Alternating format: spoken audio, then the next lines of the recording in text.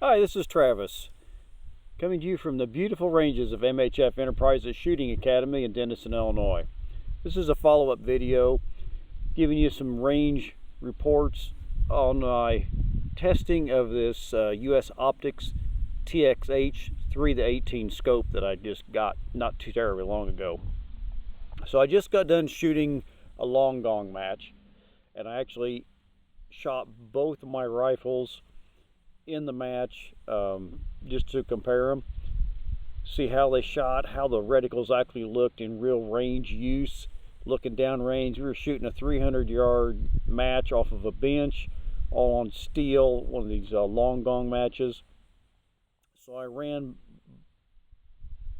the US Optics on my VI Precision 1022.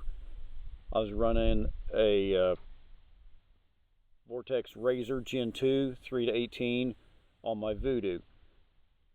Oh, obviously the Voodoo and the Razor setup's a lot more expensive rig than the 1022, but being as the scopes are the same tube diameter, same objective lens size, same power magnification range, I just wanted to see how everything would compare, especially considering that I bought the Razor used and I bought this US Optics new, and it was a third of the cost of what I paid for the used Razor.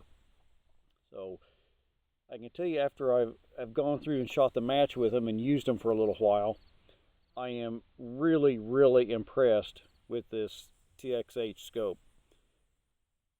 The glass on the Razor is very marginally better at 300 yards. They are extremely close in clarity.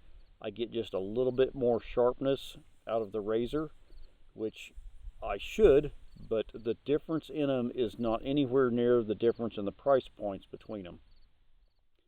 So I'm really impressed with the clarity of the glass. Super happy with that. I end up running at 16 power on both scopes for the match, because that let me expand my field of view enough I could catch the wind flags that were off on the side, just to see what the wind was doing.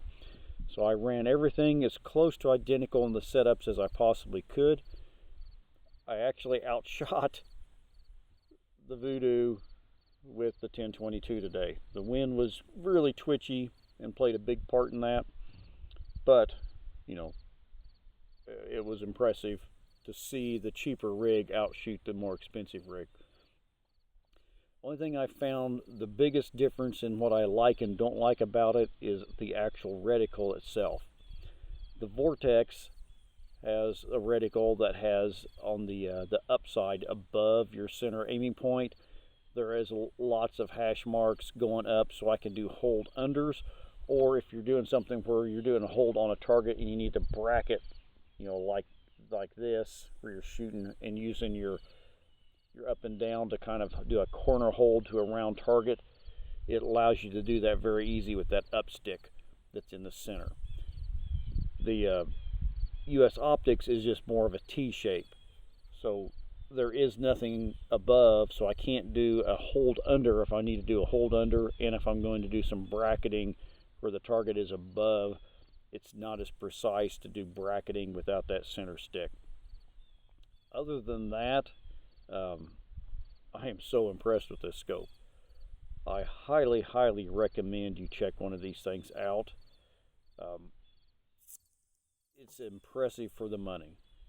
The only other thing that I found that I don't care for on it is the zero stop, and it's just because I don't know if it won't adjust how I like it, or I just haven't figured out how to make it do it yet, but it goes too far beyond the zero. Once you activate the zero stop on this, it also acts as a kind of a rev limiter going up, and you're stopped at 2 revolutions up, so you get about 20 mil of up travel. Problem is, there's like a little ring you rotate in there to set the zero stop, and there's fixed stop points, and I have it all the way as far as it will go to the one direction, and I still get almost 5 mil past the zero before it stops when I dial my scope back down. That means when I go on my upside, I'm only getting about 15 mil on the plus instead of the 20 like I'd like to have. I like a little ender in case I need to dial down for something, but I don't need 4.5, 5 mil below. You know, a half mil is plenty to be able to set your zero stop for dialing under. So I either need to do some more work and figure out how to make it work better, or I'm afraid, because I've played with it quite a bit, I'm afraid that's just the best I can get it, and I think that's primarily because it's designed to work on something with a flat rail, and I have it on a 20 MOA canted rail. So I think that canted rail has affected where my zero stop sits at.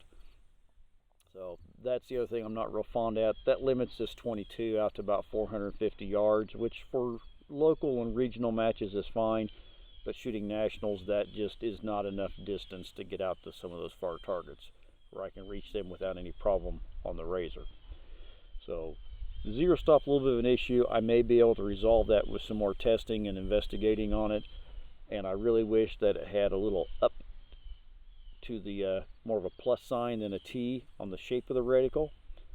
But at a third the price of the Razor, I can't say enough good things about this scope. Highly recommend US Optics THX 3-18, especially if you're running a 22. Man, this thing is outstanding. Highly recommend you check one out. Get your hands on one, shoot it, try it. For the money, it is absolute money well spent. So this is Travis, coming to you from MHF Enterprises. Do something every day to make yourself harder to kill. We'll see you soon.